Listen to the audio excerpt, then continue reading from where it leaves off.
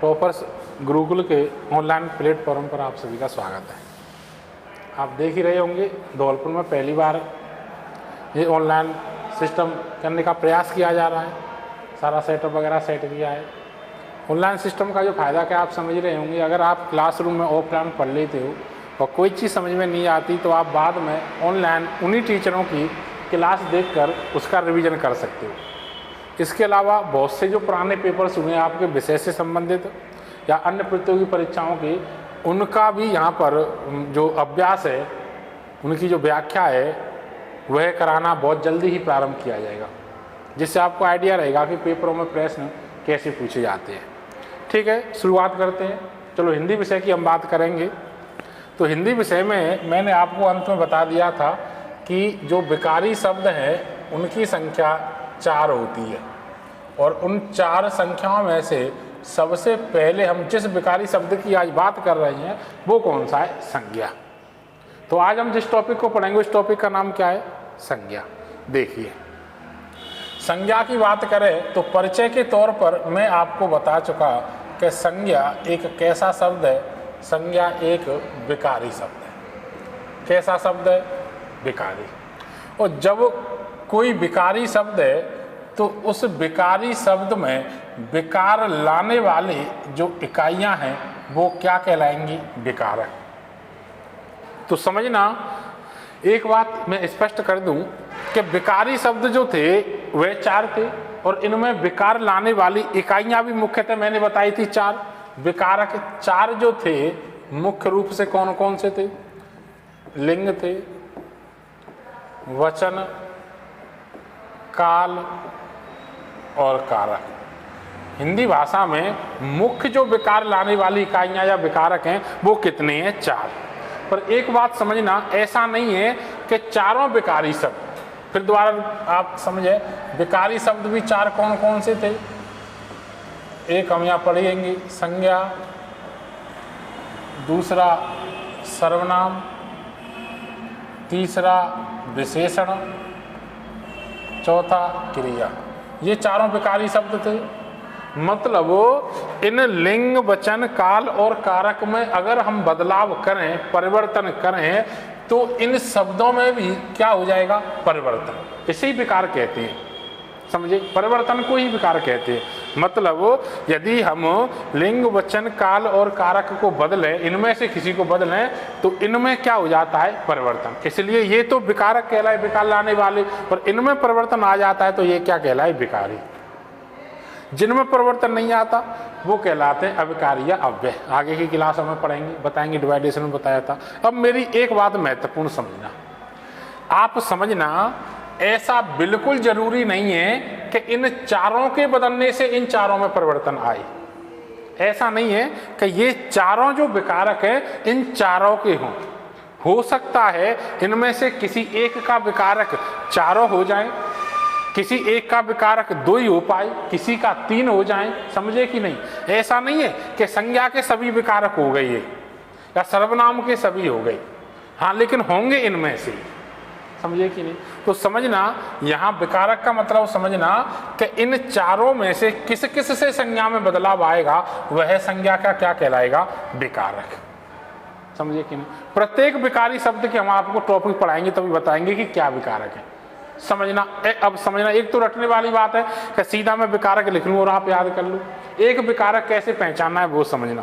एक संज्ञा शब्द ले लीजिए, मान के चलना, एक संज्ञा शब्द ले लिया हमने, लड़का।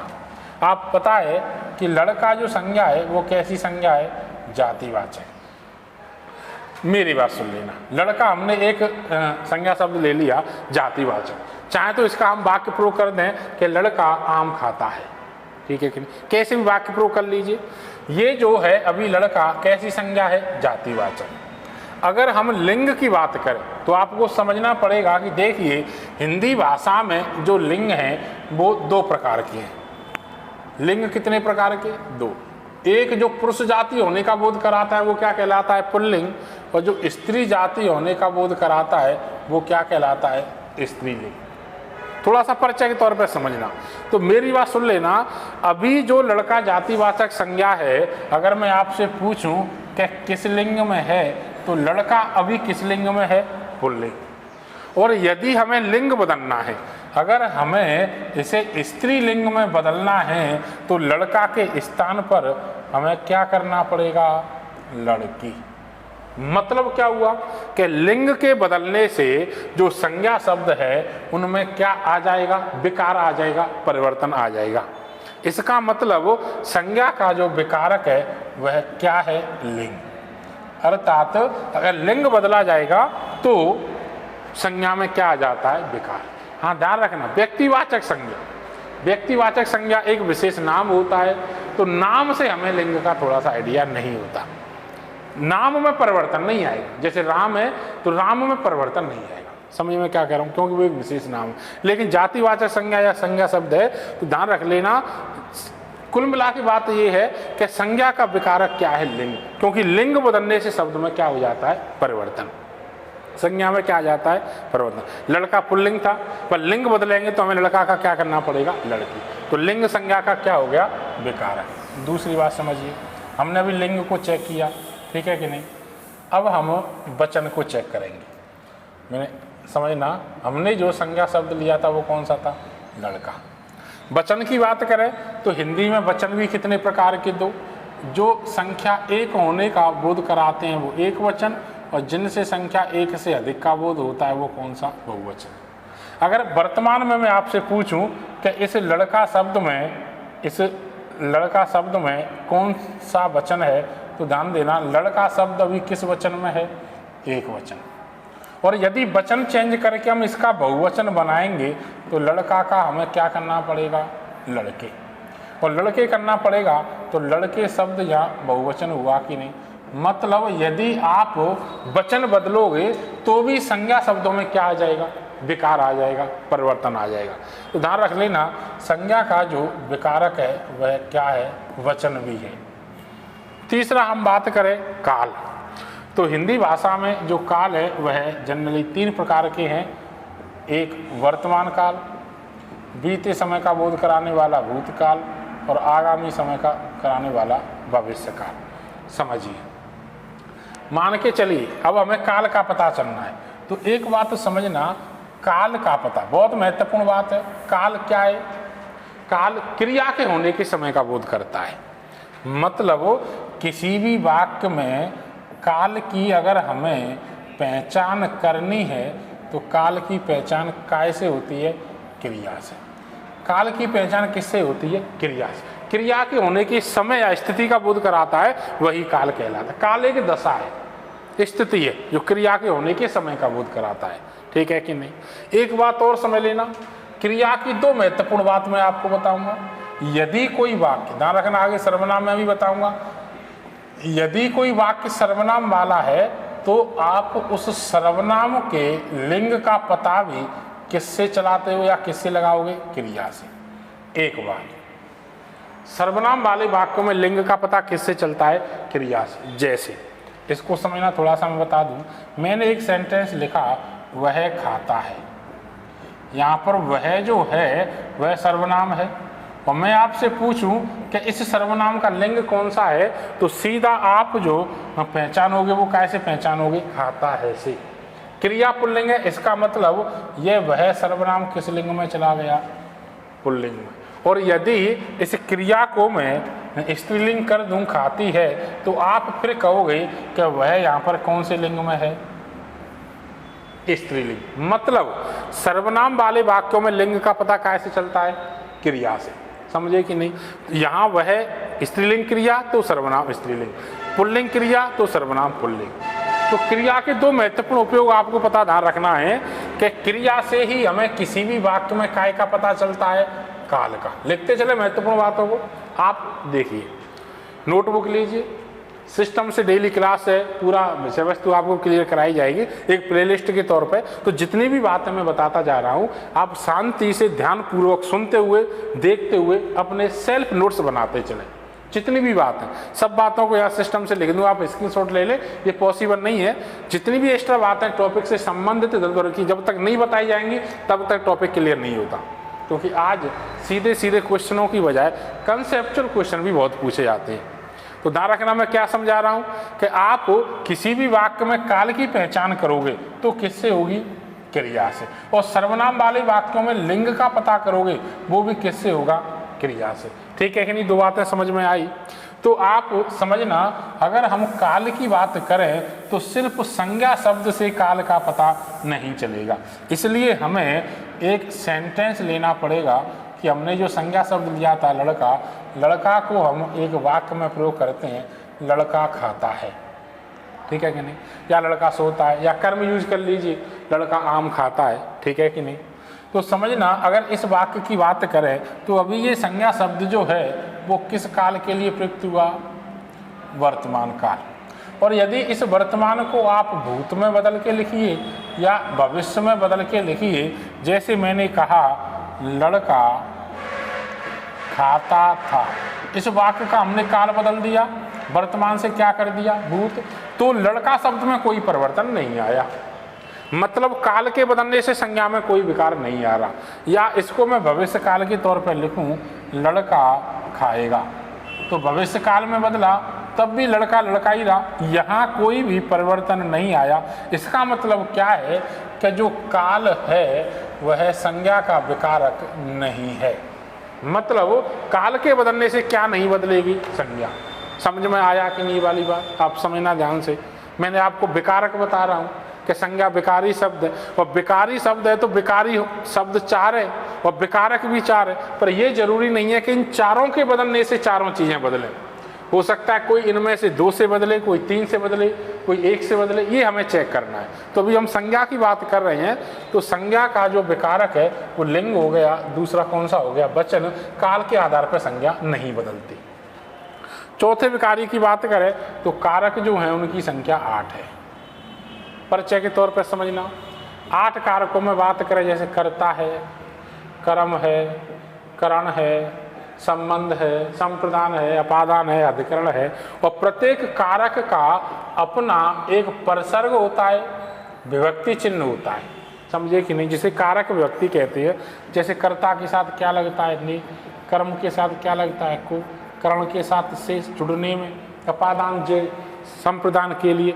तो एक बात कारक विकारक को लेके मैं एक बात स्पष्ट तौर पे आपको कर दूं, आप समझना हमेशा। देखिए, इन चारों विकारी शब्दों में से कारक जो जुड़ते हैं वो या तो किसके साथ जुड़ते हैं, संज्ञा के, या किसके साथ जुड़ते हैं, सर्वनाम के। क्रिया और विशेषण, जैसे खाता, ने, खाता को कभी नहीं देखा होगा, विशेषण अच्छा बुरा नेको के लिए कभी नहीं देखा होगा। सिर्फ कारक जो वाक्य में जुड़ते हैं वो या तो संज्ञा के साथ जुड़ते हैं या किसके साथ जुड़ते हैं, सर्वनाम के साथ। तो इन अगर कारकों को बदलेंगे तो या तो संज्ञा में बदलाव आएगा या काय में आएगा, सर्वनाम में। कारक के लिए आप अच्छे से समझ लेना, कारक जो विकारक बनेंगे वो किसके बनेंगे, संज्ञा के। तो यहाँ हम संज्ञा के विकारकों में लिख सकते हैं कि विकारक क्या है, कारक। समझे कि नहीं, ध्यान देना। संज्ञा और सर्वनाम दो ही ऐसी चीज हैं जो किसी भी वाक्य में या तो कर्ता हो सकती हैं या क्या हो सकती हैं, कर्म। कर्ता और कर्म बनने की जो शक्ति है वो केवल किस में है, या तो संज्ञा में या सर्वनाम में। ये बात बहुत अच्छे से समझनी चाहिए। तो ध्यान रखना, मैंने अभी आपको बताया कि संज्ञा विकारी है, और विकारी है तो संज्ञा के विकारक जो है वो क्या क्या है, ये मैंने आपको समझाया बताया। ऐसा नहीं है कि सीधा लिख दिया कि संज्ञा में जो बदलाव है वो किसके बदलने से आएगा, ध्यान रखना, लिंग, वचन और कारक। काल के बदलने से संज्ञा में बदलाव नहीं आता, इसलिए संज्ञा के विकारक कितने हो गए, 3। इतनी बात समझ में आई है कि नहीं, मुझे बताइए, कमेंट कीजिए। पढ़ाना समझ में आता है कि नहीं, अच्छा लग रहा है कि नहीं। छोटे से जिले धौलपुर से प्रयास किया जा रहा है कि जैसे अन्य जिलों की भांति भी आपको थोड़ा सा प्रयास कर रहे हैं कि अच्छे से ऑनलाइन भी सुविधा मिले, आप घर बैठ के भी पढ़ें, ऑफलाइन यहाँ आके भी पढ़ें, यहाँ पढ़ें, इसके अलावा घर क्लास पढ़ के अभ्यास करें, समझें, 2-2, 3-3, 4-4 बार चीज़ों को पढ़ें, सारी सुविधाएं मिलें। इसलिए तो थोड़ा सा आप कमेंट करके बताया करें कैसा लग रहा है, कैसा हमारा प्रयास है, कैसा हम पढ़ा रहे हैं, कोई भी टीचर कैसा पढ़ा रहा है, कैसी व्यवस्था है, सुधारात्मक अगर कोई है तो आप गुंजाइश है तो वो भी कमेंट में करके बताएं कि सर इसमें ऐसा किया करो। हम आपके जो कमेंट है, सुधार का जो गुंजाइश है उसको जल्दी स्वीकार करेंगे। ठीक है कि नहीं, चलिए अब आगे बढ़ते हैं। तो संज्ञा में हमने अभी इतना सीखा कि संज्ञा विकारी शब्द है, और विकारी शब्द है तो संज्ञा के विकारक क्या है, लिंग, वचन और काल, ये संज्ञा के क्या है, विकारक, ठीक है कि नहीं। तो अभी हम आगे थोड़ा सा और बढ़ते हैं। देखिए काल संज्ञा का विकारक नहीं था। आगे की बात करें तो देखिए संज्ञा का जो शाब्दिक अर्थ है, संज्ञा शब्द का जो शाब्दिक अर्थ है वह है सर्वनाम। संज्ञा का शाब्दिक अर्थ क्या है, सर्वनाम, ठीक है कि नहीं। ध्यान रखना है, मैं आगे बताऊंगा। अगर आप सर्वनाम पढ़ोगे तब मैं आपको बताऊंगा कि सर्वनाम का जो शाब्दिक अर्थ होता है वह होता है सबका नाम, जबकि संज्ञा का शाब्दिक अर्थ क्या है, सब नाम। मतलब इस पृथ्वी पर जितने भी नाम हैं वो सारे के सारे नाम क्या कहलाते हैं, संज्ञा, ठीक है कि नहीं। अब आगे की बातें समझना, इतना लिखने के बाद अब आगे समझना। देखिए संज्ञा शब्द की अगर हम बात करें तो देखिए मैंने आपको शुरू में बताया कि प्रत्येक भाषा की उत्पत्ति संस्कृत से हुई, हमारी हिंदी भाषा की उत्पत्ति भी संस्कृत से हुई, और संस्कृत के जो मूल शब्द थे उनको धातु कहते थे। तो हिंदी भाषा के जितने भी शब्द हैं उन शब्दों के मूल में कोई ना कोई क्या होती है, धातु। तो संज्ञा शब्द की हम बात करें तो संज्ञा शब्द एक उपसर्ग है सम, और इस सम उपसर्ग को किसमें जोड़ा गया, ज्ञा में। ज्ञा जो है वह क्या है, धातु। संस्कृत का मूल शब्द जानने के तौर पर यह प्रयुक्त होती है। सम की हम बात करेंगे तो सम यहाँ पर क्या है, उपसर्ग। उपसर्ग तो आपको बताया जाएगा। ध्यान रखना, सम हलंत अच्छे से ध्यान रखना है। एक सम शब्द देखिए, ये कोई उपसर्ग नहीं है, ये एक कैसा शब्द है, विशेषण। सम शब्द कैसा है, विशेषण। और यदि उपसर्ग लग गया तो ये सम क्या बन गया, उपसर्ग, ठीक है कि नहीं। सम में आप आगे बताऊंगा ता प्रत्यय जोड़ के जो शब्द बनाते हो समता, और ता प्रत्यय जुड़ गया तो यहाँ कौन सी संज्ञा बन गई, भाववाचक, जो काय से सम से बनी, और सम यहाँ पर विशेषण है तो समता जो भाववाचक संज्ञा है वो काय से बनी मानी जाएगी, विशेषण से। आगे बताएंगे भाववाचक संज्ञा में हम अच्छे से बात करेंगे, पर अभी समझना ये सम हलंत वाला उपसर्ग है और ये शब्दांश है। उपसर्ग शब्दांश क्यों, बहुत विशेष बात है, उपसर्ग में मैं जाना नहीं चाह रहा, पर ओरली में आपको बता दूं कि शब्दांश इसलिए क्योंकि उपसर्गों का अर्थ निश्चित नहीं होता जब तक ये किसी शब्द में जुड़ते नहीं, और जुड़ने पर ये विभिन्न प्रकार के अर्थ प्रकट करते हैं। तो उपसर्ग जो होते हैं उनका अर्थ निश्चित नहीं होता, और अर्थ निश्चित नहीं होता तो ये शब्द न होके शब्दों का एक हिस्सा कहलाते हैं, जिसको कहते हैं शब्दांश। और आगे से जुड़ते हैं तो उपसर्ग हैं, और यही शब्दांश पीछे से शब्द में जुड़ते हैं, अंत में लेके जुड़ते हैं तो प्रत्यय कहलाते हैं। तो ये एक उपसर्ग है। और अगर अर्थ की बात करें तो इस संज्ञा में सम जो उपसर्ग है इसका अर्थ होता है सम्यक रूप से, और ज्ञा धातु है जिसका अर्थ होता है जानना। संज्ञा शब्द का जो अर्थ है वह क्या है, सम्यक रूप से जानना, ठीक है कि नहीं। ध्यान रख लेना, संज्ञा सम प्लस ज्ञा से बनी, ये उपसर्ग है, ज्ञा धातु है, इसका अर्थ क्या है, सम्यक रूप से जानना। पर ये मत भूलना कि संज्ञा का जो शाब्दिक अर्थ है, कैसा अर्थ है, शाब्दिक अर्थ है। शाब्दिक अर्थ क्या बताया था, सब नाम। लेकिन संज्ञा का जो अर्थ है उपसर्ग और धातु के तौर पर वो क्या है, सम्यक रूप से जानना। लेकिन संज्ञा का वैसे क्या अर्थ है, सब नाम। इतनी बात आप समझे कि नहीं संज्ञा के बारे में। संज्ञा विकारी शब्द है, इसके विकारक लिंग वचन और कारक है, काल के आधार पर परिवर्तन नहीं आता। और यहाँ सम उपसर्ग है, सम्यक ज्ञा धातु है, और शाब्दिक अर्थ हुआ सब नाम। ये संज्ञा के बारे में एक जनरल सी चीज थी, ठीक है।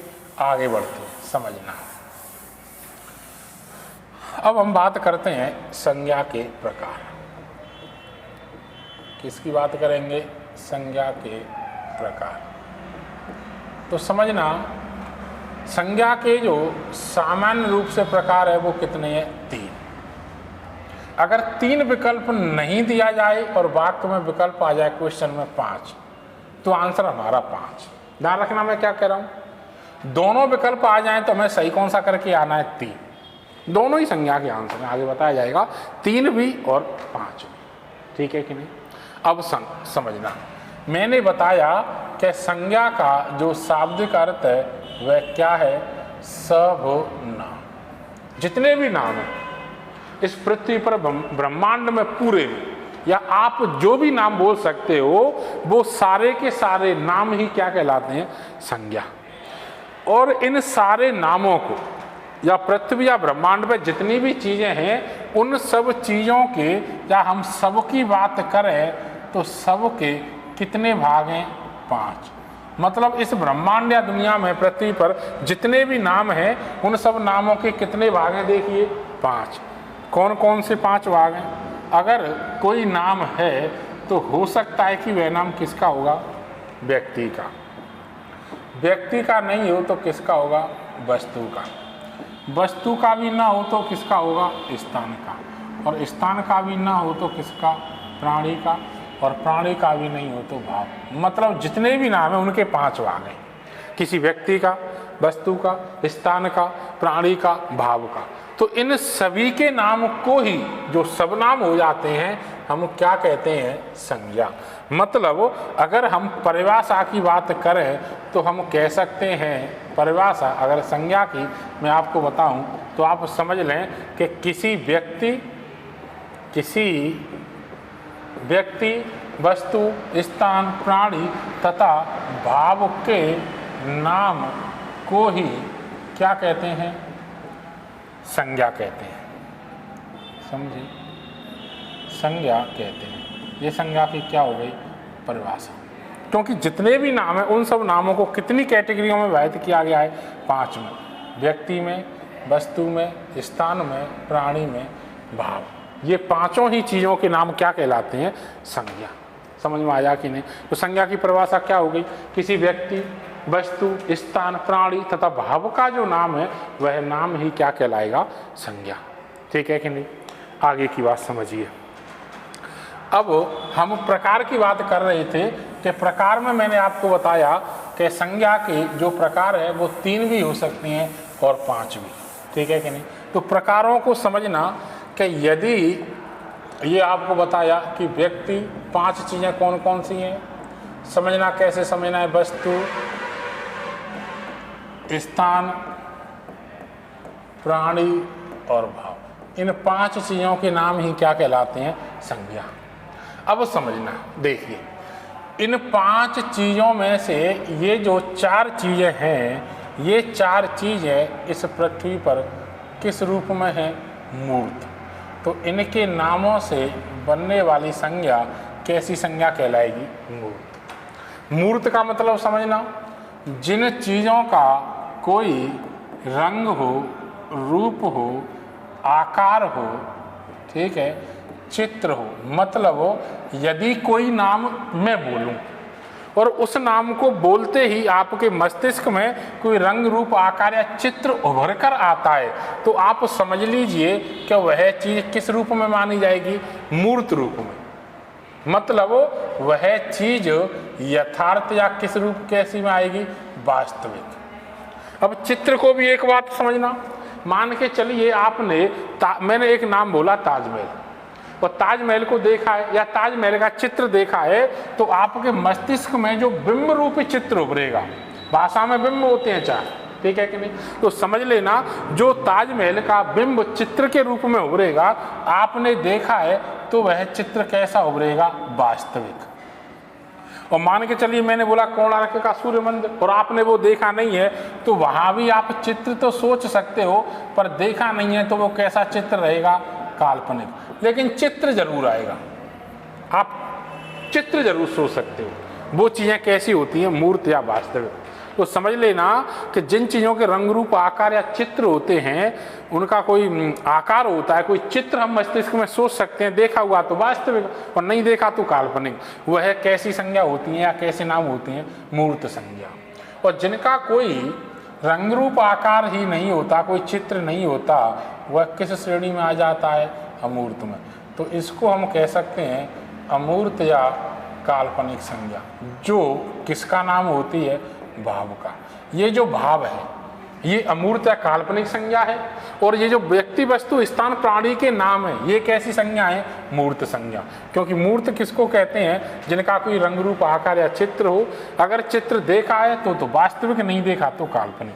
तो मूल रूप में ये जो 5 चीजें हैं, इनके या संज्ञा के भी मूल रूप में 2 भाग कर सकते हैं। इनका प्रकारों से मतलब नहीं है, समझने के लिए समझना है कि मूर्त संज्ञा इन चारों चीजों के नाम को कहते हैं, ये भाव है, ये अमूर्त या काल्पनिक है। ठीक है कि नहीं? अब आगे बढ़ते हैं, समझना थोड़ा सा, ठीक है कि नहीं? अगर हम आगे बात करें तो आप समझना, ये जो मूर्त संज्ञा है, ये जो चारों चीजें हैं, ध्यान देना कि ये जो मैंने आपको बताया, ये जो चारों चीज़ों हैं, इन चारों चीज़ों के नाम से संज्ञा जो बनेगी मूल रूप में, वो संज्ञा कैसी कहलाएगी? मूर्त। अब इस मूर्त संज्ञा में या इन चारों चीज़ों के नाम से जो संज्ञा बनती है, उसके 2 प्रकार कर दिए। एक जो संज्ञा है वह कैसी संज्ञा? व्यक्तिवाचक, होने को मूर्त है, ठीक है कि नहीं? और इसी मूर्त संज्ञा का दूसरा जो प्रकार है वो कैसी संज्ञा? जातिवाचक। गौर देना मैं क्या कह रहा हूँ। और यहाँ जो अमूर्त है या काल्पनिक है, इससे कौन सी संज्ञा बनती है? भाववाचक। ठीक है, तो ये संज्ञा के कितने प्रकार हो गए? 3। एक संज्ञा व्यक्तिवाचक, दूसरी संज्ञा जातिवाचक और तीसरी संज्ञा भाववाचक। समझे कि नहीं? पर समझना, यदि कोई नाम व्यक्ति का, वस्तु का, स्थान का, प्राणी का है, जिनका रंग रूप आकार है, चित्र है, तो वह नाम या तो व्यक्तिवाचक में जाएगा या किस में जाएगा? जातिवाचक। अभी बताऊंगा दोनों में भी कैसे अंतर करेंगे। पर जो नाम इन चारों चीजों में से है ही नहीं, जो किसी 5वीं चीज का नाम है, वह भाव होगा। और भावों की बात करें तो इसमें कोई गुण हो सकता है, कोई दोष हो सकता है, कोई स्थिति हो सकती है, दशा हो सकती है, अवस्था हो सकती है, भाव हो सकता है, ये सब चीज़ें इसमें शामिल है। और इन सभी चीज़ों का जो नाम है, वहाँ कौन सी संज्ञा होती है? भाववाचक। समझे कि नहीं? मतलब अगर कोई नाम हो व्यक्ति वस्तु स्थान प्राणी में से नहीं है, जिसका कोई चित्र ही नहीं है, ठीक है कि नहीं, जो अमूर्त है, वो कैसी संज्ञा? भाववाचक। तो भाववाचक संज्ञा को हम कैसी संज्ञा कह सकते हैं? अदृश्य संज्ञा है। कैसी संज्ञा है? अदृश्य। और इन दोनों को मूर्त के साथ साथ हम कैसी संज्ञा कह सकते हैं? दृश्य संज्ञा, वास्तविक संज्ञा, यथार्थ संज्ञा, ये अदृश्य संज्ञा या काल्पनिक संज्ञा। क्यों? क्योंकि ध्यान रख लेना, जितने भी नाम हैं, उन नामों को यदि केवल महसूस कर सकते हैं तो वह नाम केवल महसूस कर सकते हैं। तो यदि कोई नाम जिसे केवल महसूस कर सकते हैं तो वह कौन सी संज्ञा? भाववाचक। एक बात समझना, मैंने एक शब्द बोला प्यार। कोई चित्र बना सकते हो? कोई चित्र बना सकते हो आप प्यार का? कोई चित्र नहीं, कोई रंग नहीं, रूप नहीं। मैंने बोला क्रोध, मैंने बोला चिंता, मैंने बोला भय, मैंने बोला सुख, दुख, करुणा, दया, समझे ना, अवसर। ये जो शब्द मैं बोल रहा हूँ, इन सभी शब्दों को सिर्फ महसूस कर सकते हैं। इनका कोई रंग रूप आकार नहीं होता, कोई चित्र नहीं होता, सिर्फ महसूस किया जा सकता है। और ये सभी नामों का संबंध न व्यक्ति से, न वस्तु से, न स्थान से, न प्राणी से। तो ये सभी नाम जो हैं वो कौन सी संज्ञा में है? भाववाचक संज्ञा में। समझ में आया कि नहीं? और अगर इन चारों चीज़ों के नाम हैं तो वह या तो कौन सी संज्ञा होगा? व्यक्तिवाचक, या कौन सी संज्ञा होगा? जातिवाचक। और इनमें भी अंतर करें तो समझ लेना, व्यक्तिवाचक संज्ञा में हम कह सकते हैं कि किसी व्यक्ति, वस्तु या स्थान या प्राणी, 4 चीजें हैं, का एक विशेष नाम। एक विशेष नाम का मतलब समझना, जो नाम केवल एक है, एक विशेष के तौर पर है, वह कौन सी संज्ञा? व्यक्तिवाचक। और अच्छे से समझ लेना, यदि इन चारों चीजों का एक विशेष नाम है तो पहचान के तौर पर समझना, केवल ये नाम जो हैं इन चारों चीजों के एक वचन हो, केवल एक वचन में हो, और एक वचन में हो तथा इन एक वचन नामों का हम बनाना चाहें तो बहुवचन भी नहीं बना सकते। अंतर समझना मैं क्या कह रहा हूँ, इन चारों चीज़ों के ऐसे नाम हो जो एक विशेष नाम हो। और विशेष नाम को कैसे पहचानोगे कि ये केवल एक वचन में होती है। व्यक्तिवाचक संज्ञा केवल किस वचन में होती है? एक वचन में। अगर हम इनका बहुवचन बनाना चाहें तो बहुवचन नहीं बना सकते। वो सभी नाम कैसी संज्ञा? व्यक्तिवाचक, ठीक है कि नहीं। जैसे हम बात करें राम, व्यक्ति का नाम है, बहुवचन नहीं बना पाओगे। जयपुर स्थान का नाम है, ठीक है कि नहीं। ताजमहल इमारत का नाम है। तो ध्यान देना, हम इन चीज़ों के क्या नहीं बना सकते? बहुवचन। ध्यान रख लेना, इन चीज़ों के हम बहुवचन नहीं बना सकते। यहाँ लिखा नहीं जा रहा, तो आप समझना, ये सभी नाम जो किसी व्यक्ति, वस्तु, स्थान या प्राणी का विशेष नाम है जिसका बहुवचन नहीं बना सकते, वह कौन सी संज्ञा है? व्यक्तिवाचक। और यदि हम जातिवाचक की बात करें तो हम कह सकते हैं कि किसी व्यक्ति, वस्तु, स्थान, प्राणी के